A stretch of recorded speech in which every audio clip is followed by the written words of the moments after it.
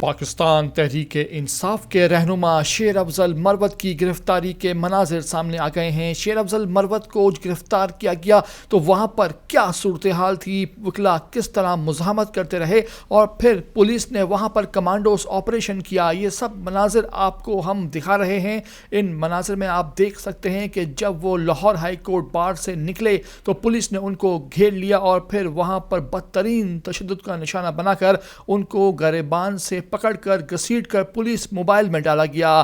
بعد ازاں وہاں پر موجود وکلا نے مزاحمت کی کوشش کی لیکن پولیس نے کمانڈوز آپریشن کر کے ان کو گرفتار کیا اور پھر وہاں سے لے کے فرار ہو گئے۔ یہ تمام تر مناظر سوشل میڈیا پر وائرل ہیں اور ان تمام مناظر کی پی ٹی آئی کے حلقوں میں بھی مزاحمت کی جا رہی ہے۔